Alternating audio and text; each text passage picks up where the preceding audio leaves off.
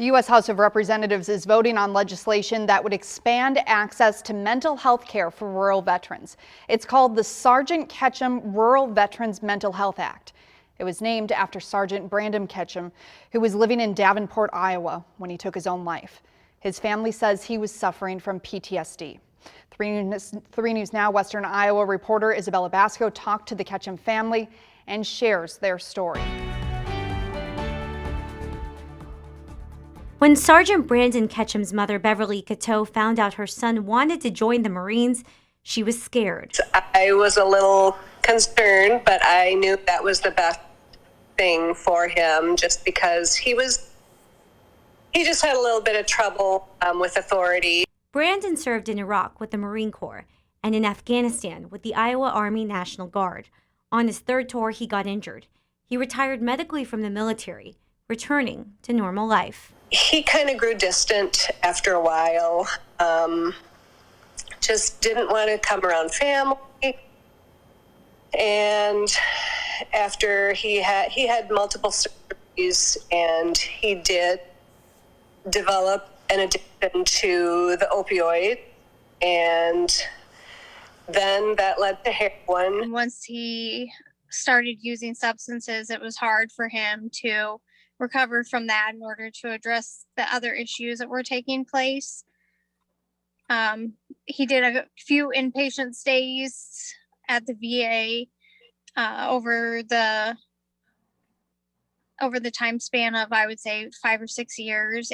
Brandon's girlfriend, Christine Nichols, says he went to a VA facility in Iowa for help, but there were not enough beds.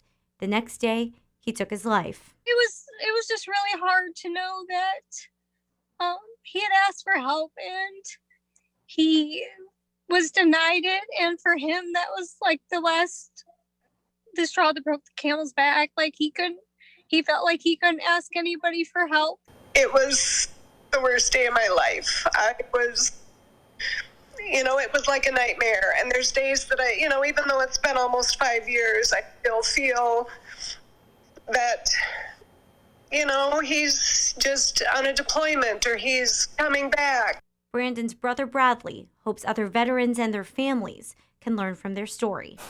We still all hurt, and it's a painful process to go through, and I just reach out to those that you think might need help. I don't care what they have to do. They cannot turn anybody away. That is number one.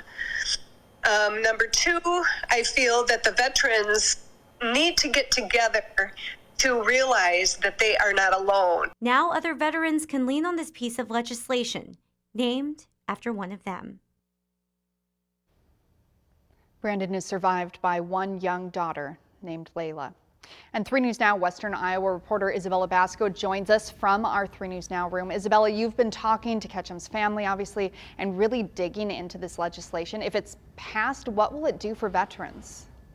Well, Courtney, the bill establishes programs through the VA and supports more research on rural veteran health care needs. The VA reports at least 1 in 5 veterans return to normal life with a serious mental health condition. And as you can see, that really resonates with families. Yeah, that's a really staggering statistic. Thank you for covering this and looking into this, Isabella.